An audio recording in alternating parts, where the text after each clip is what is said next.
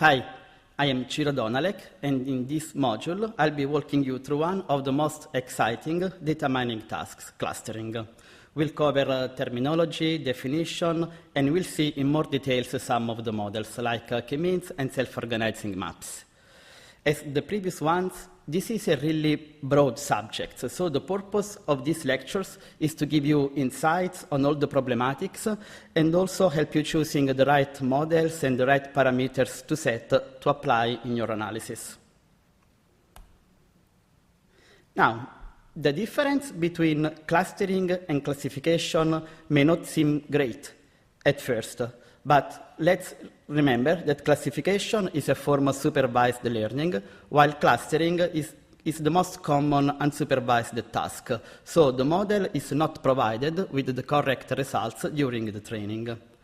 According to the cluster hypothesis, objects in the same cluster behave similarly, meaning that points in the same cluster are likely to be of the same type, sharing, for example, some common statistical characteristics. With the clustering, basically, we want to find natural groupings among objects. So let's start with some examples. So, suppose this is our data set, Simpson characters. How would you divide them in clusters? And be careful, because the notion of cluster can be ambiguous, as we see shortly. So we can divide them by gender, females and males, but also we could divide them by their role in the series, like Simpson family members versus school employees. So these are two different but plausible clusters for this dataset. Now, let's see another example. We have this set of points. How many clusters do you see? I'm pretty sure most of you would say just two clusters, because there are two groups of points that look really well separated. But some may see 4 clusters, or even 6 little clusters, as shown in the figure. From these examples, we can derive that clustering is indeed subjective, but in a few moments we will also see some measures that we can use in evaluating the quality of a clustering. Now, let's first discuss why we need clustering. For example, organizing data into clusters may show the internal data structure, and that's one of the goals in gene clustering. Or we can use partition to achieve a goal, like in marketing segmentation, where the goal is to discover distinct groups in the customer bases and then use this knowledge to develop a targeted advertisement, for example. Another task is to find anomalies or outliers that could be just measurement errors or cool rare objects. Outliers can be defined as in the picture, where we can see 2 distinct clusters and an object that seem to not belong to any of the clusters. Now, and clustering, of course, has many applications in almost all scientific fields, like astronomy, visualization, and so on. Now, let's give a more formal definition. Given a set of feature vectors D, a desired number of cluster K, an objective function G, we want to assign each feature vector to one cluster in order to minimize or maximize, in some cases, the objective function. The objective function is often defined in terms of similarity or distances between samples or clusters. Now, we need to answer some basic questions, like what does similar mean, how we can define a good partition, how to measure the quality, and so on. So let's start in how to evaluate clusters. We can use 2 criteria, two types of criteria, internal criteria and external ones. Internal criteria are based on the distances between points in clusters and the distances between the clusters. And we'll see them in a moment because there are many ways to compute those. External criteria can use direct evaluation and the gold standard when available. Direct evaluation means that experts or users can manually check the clusters and apply them in the domain of interest. This is, of course, the most direct evaluation, but it can be also very time-consuming or unfeasible when we deal with huge amounts of data. So it's unfeasible to look one by one. Now, an alternative is to use a labeled subset created by experts where the classes are known and compute some measures on those. Now, let's start with the internal measures. They can be divided in two big classes. Intra-cluster distances, that are the distances between the points belonging to the same cluster, and the intra-cluster distances, that are the distances between clusters, as shown in the figure. Now, typical objective functions in clustering aim to obtain a low intra-cluster distance and a high inter-cluster similarity. So we want all the points in a cluster close together and the cluster as distant as possible. Now, we'll see some of these distances later when we talk about hierarchical clustering, because they are also used to merge clusters. Now, keep in mind anyway that good scores on internal criterion do not necessarily translate in good effectiveness in an application. Additionally, this evaluation may be biased towards algorithms that use the same criteria to build the clusters. For example, k-means, that we'll see in the next video, naturally optimize object distances, and the distance-based internal criterion will likely overrate the results of this type of clustering. So internal evaluation are best suited to get some insights, but we cannot imply that one algorithm produces more valid results than another just based on the internal criteria. Now, external measures instead use a subset of labeled samples when this is available. Keep in mind that the learning is still unsupervised because the results are evaluated based on this data that is not used for the actual clustering. And so this data is often created by human experts, and the most used measures are purity, normalized mutual information, Rand index, F measures, or Jacquard measures. Let's start with purity. Purity can be seen as the equivalent of accuracy in classification. So we assign each cluster to the class which is most frequent and measure the purity by counting the number of correctly assigned samples per class. So high purity is easy to achieve when the number of clusters is large. In particular, purity is 1 if each sample gets its own cluster, and that's not something we actually want. For this reason, we cannot use purity to trade off the quality of the clustering against the number of classes. To do so, we need other measures. Now, this is an example of how purity is computed. We have 3 different classes, cross, circles, and diamonds. And let's suppose our algorithm finds 3 clusters, as in the figure. So the first one is assigned to cross, because we have 5 crosses and just 1 circle. The second is assigned to circle, and the third is assigned to diamonds.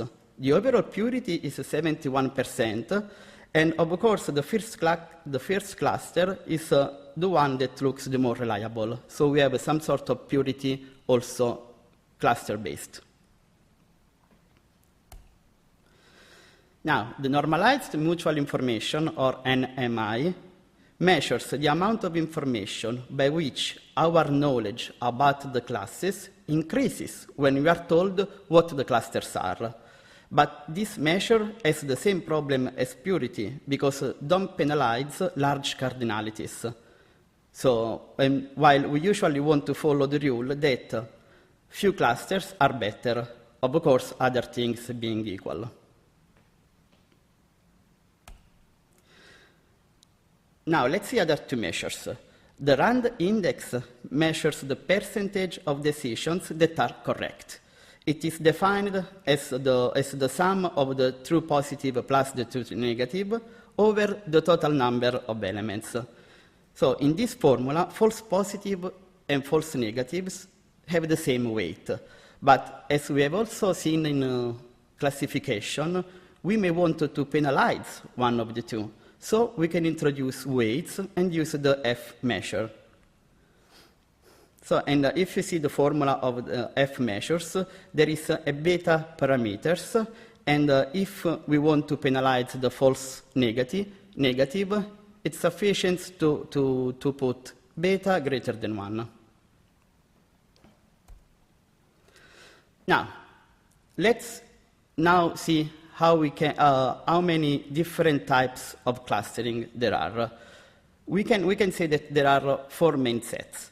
And roughly speaking, in hierarchical clustering, we want to find a successive cluster using previously established ones, while in partitional clustering, data samples are divided in non-overlapping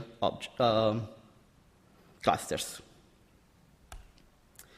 Then, in model-based clustering, we assume that the data are generated by a model, and we try to recover the original model from the data. The model that we recover from the data then defines the cluster and the assignment of samples to the cluster. So, for example, in the left figure, we have 3 clusters of points generated with a Gaussian distribution, and we can see that the EM algorithm works well, recovering all 3 of them. While in the density-based approach, like the one on the right, clusters are defined as areas of higher density than the remainder of the dataset. Objects in these sparse areas are usually considered to be noise and border points. Now, let's talk more about hierarchical clustering. In hierarchical clustering, we try to find subsequent clusters using previously established ones, like I said before. Now, of course, we cannot do an exhaustive search based on all possible combination because it would be computationally unfeasible. That's why we need to use some heuristics, and we can further divide the hierarchical cluster algorithms in agglomerative or bottom-up and divisive or top-down. In a bottom-up approach, we start with each element in a separate cluster and then merge them accordingly to a given property. On the contrary, with the top-down approach, we start with all the points in just one cluster and then start dividing them. Let's see with the 2 examples how this works. So suppose we have 6 points distributed as in the left figure, as in the right figure. So black numbers are the points, and in red the clusters created. In a bottom-up approach, we start with the 4 clusters, 1 and 3, 2 and 5, and 4 and 6 have their own clusters, and then we can start combine them.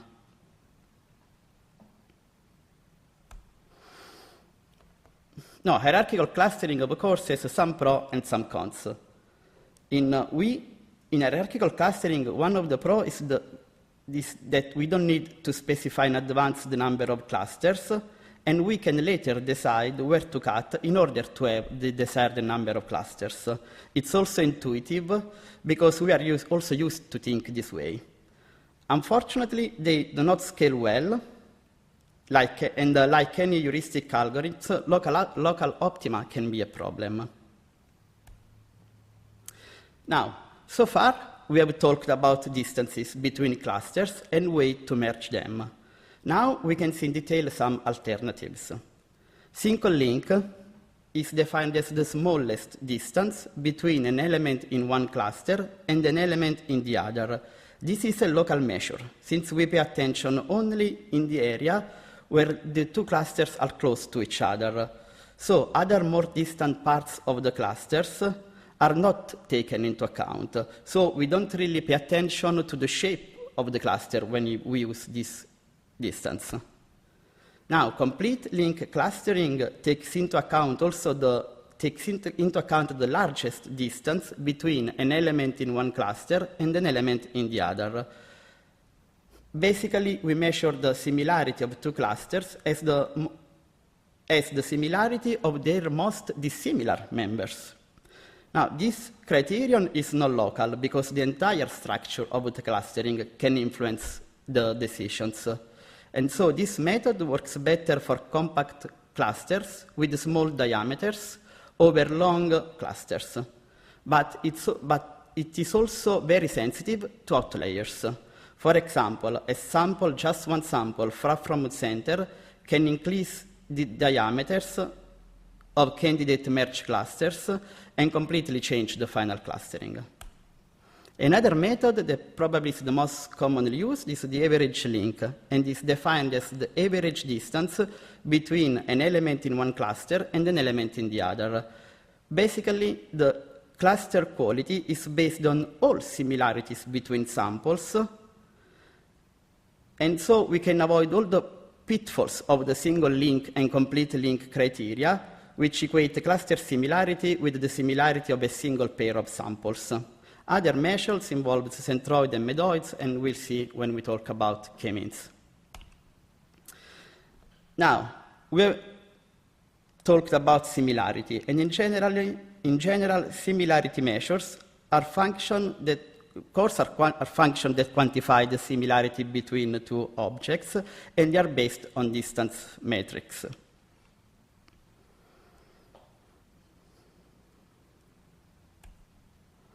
Now, let's see some distance measures and when we should use them. Euclidean distances are probably the most commonly used and produce a kind of sphere-shaped clusters.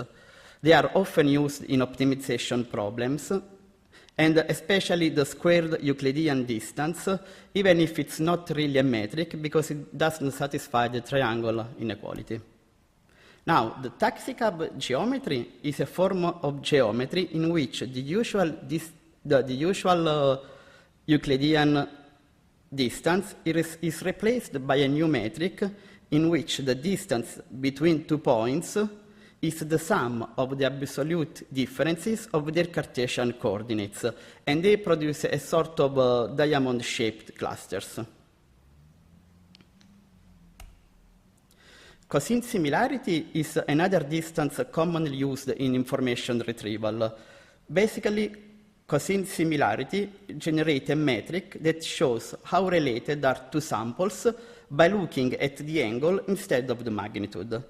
For example, in text mining, gives a useful measure of how similar two documents are likely to be in terms of their subject matter. For example, like in the figure, for similar scores, vectors are in the same direction, forming an angle near to 0 degree. The Malanobis distance is a measure of the distance between a point and a distribution. And in the previous video, we have also seen some other distances that can be used for text or binary data, like the Hamming distance. Now, we have talked about hierarchical clustering. Let's now briefly introduce partitional clustering that you will see more details when we speak about k-means.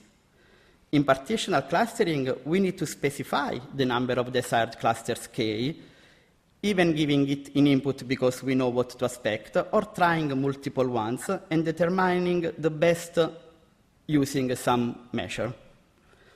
In partitional clustering, each instance is placed in one of the clusters, and we can have hard and soft clustering. In hard clustering, each sample is a member of one cluster exactly. An alternative definition of hard clustering is that a sample can be a full member of more than one cluster, but a full member. So it's like a sort of crispy classification, 0, 1, belong to a cluster, not belong to a cluster. In soft cluster, each sample has instead a degree of membership for each cluster. Some researchers also distinguish between exhaustive clustering that assign each sample to a cluster and non-exhaustive clustering, when we can have some samples that don't belong to any of the clusters. And that can be useful in, for example, for outlier detection. Now, in summary, in this video, we have talked about the different types of clustering, how to choose the right model, metrics and objective function depending on our problem.